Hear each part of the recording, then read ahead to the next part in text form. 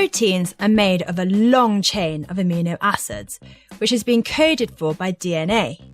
The order of the bases of DNA determines which protein is made by coding for a specific order of amino acids. This is protein synthesis, and in this video, we're going to look at how it works. You may want to watch our What is DNA video first to remind yourself all about DNA. A set of 3 bases in the DNA molecule codes for a particular amino acid. GGT, for example, codes for the amino acid glycine. The 3 base codes are known as codons, so GGT is a codon for glycine. So there are 20 amino acids that make up our body's proteins. 9 of these we need to take in through our diet, as our body cannot manufacture them. These are known as essential amino acids. Our body can, however, manufacture non-essential amino acids. Whilst 20 amino acids build up proteins, there are actually many others that do not form proteins, possibly over 250. They may form sugar, for example. Before we start, you need to know what RNA is. So you may want to watch our What is RNA video first.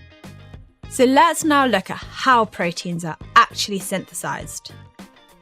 The DNA is in the nucleus and cannot move, but the ribosomes in the cytoplasm are where the proteins are made.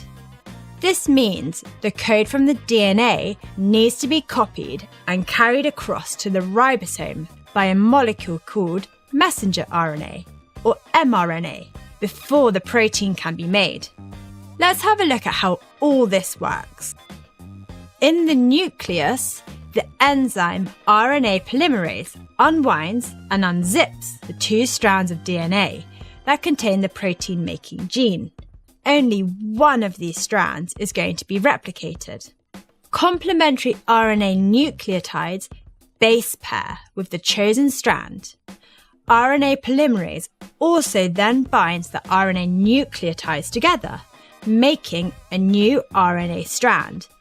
This is called messenger RNA, or mRNA, and this whole process inside the nucleus is called transcription. The mRNA then travels from the cell nucleus and out into the cytoplasm until it reaches and attaches to a ribosome. The ribosome then sticks amino acids together to make a polypeptide chain, following the order of amino acids as coded for by the mRNA. 3 base codons on the mRNA code for 1 amino acid, and this whole process in the ribosome is called translation. So let's look at translation in a little more detail. What is actually happening inside the ribosome? Transfer RNA, or tRNA molecules, carrying specific amino acids base pair with the mRNA inside the ribosome. So the tRNA brings in the amino acids, and the mRNA provides the information of the exact order that the amino acids need to be bonded together to ensure that the correct protein is made. As more and more tRNAs match up with the mRNA, the amino acid chain becomes longer and longer, and eventually the polypeptide chain will form into the protein. So there we have protein synthesis. Inside the nucleus, the DNA molecule is unzipped from around the gene by DNA polymerase. The DNA is then replicated and mRNA is formed in the process of transcription.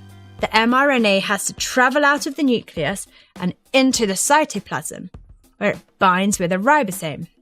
In the ribosome, the nucleotide sequence of the mRNA is translated by the tRNA, which carry the related amino acids. The polypeptide chain is formed and will eventually fold into the required protein. So there is protein synthesis.